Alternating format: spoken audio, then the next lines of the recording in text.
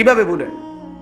বসে বসে কদ্দুর শুনলেন, কদ্দুর ফান চাবাইলেন, কদ্দুর বসে বসে জিমাইলেন, জুরাইলেন, বুট খাইলেন, বাদাম খাইলেন, চা খাইলেন।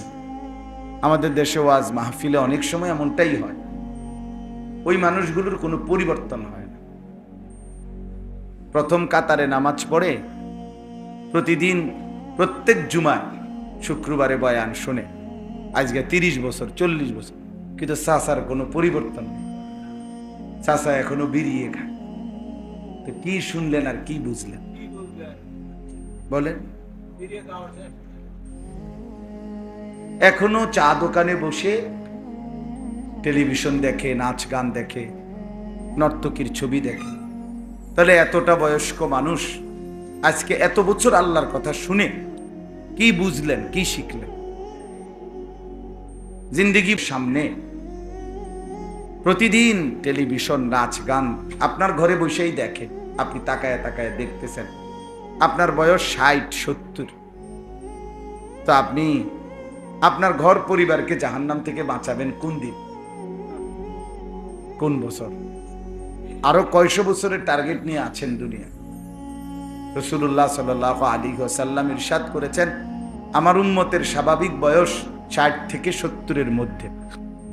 মা বাইনা 60 ওয়াস সানা 70, 60 থেকে 70-এর মধ্যে। এই জন্য মনোযোগে ভাই, এই চাচা ওই মোবাইলটা হাত থেকে নামান, হাতে ধরা যে মোবাইল, এটা নামায় ফেলেন, ভালো হবে। আমি বললাম, আপনি উপকার পাবেন। মোবাইল হাতে নিয়ে মোবাইল টিপার বাকি রয়েছে, আপনি বাইরে টাকা আছে দেখে আসছেন, আমার গাড়ি আছে ওখানে আরো টাকা আছে, আরো কতক্ষণ মোবাইল টিপা। এই জন্য দয়া করে এমনি শুনে, চোখের দিকে তাকাইয়া শুনেন, মহব্বতের সাথে শুনেন, নিজের ভালোর জন্য শুনেন, আল্লাহর কথা শুনেন। তো বলতেছিলাম, গাফেল সবসময় বঞ্চিত হয়, সামনের কাতারে থেকেও বঞ্চিত হয়। বঞ্চিত হয় মানে খামখেয়ালি, এই মন চায় না, ভাল লাগে না, এরকম খামখেয়ালি। এই জন্য প্রত্যেকটা মুসলমান, আল্লাহ তাআলা কোরআন কারীমে বারবার বলছে, গাফলত থেকে বাঁচো। খুদ আমাদের নবী সাল্লাল্লাহু আলাইহি ওয়াসাল্লাম, নবীজি সাল্লাল্লাহু আলাইহি সাল্লাম আল্লাহকে কি পরিমাণ স্মরণ করতেন বলেন তো? আম্মা জান আয়েশা রাদিয়াল্লাহু তাআলা আনহা বলেন, কানা রাসূলুল্লাহ সাল্লাল্লাহু আলাইহি ওয়াসাল্লাম ইয়াযকুরুল্লাহ ফি কুল্লি আহয়ানি।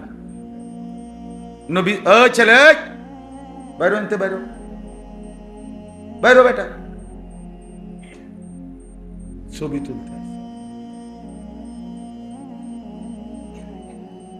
রাসূলুল্লাহ সাল্লাল্লাহু আলাইহি ওয়াসাল্লাম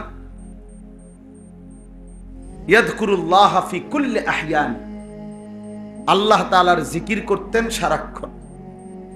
আম্মা জান আয়েশা রাদিয়াল্লাহু তাআলা আনহা বলছেন, সারাক্ষণ তিনি আল্লাহ তাআলার জিকির করতেন, সর্বদাই।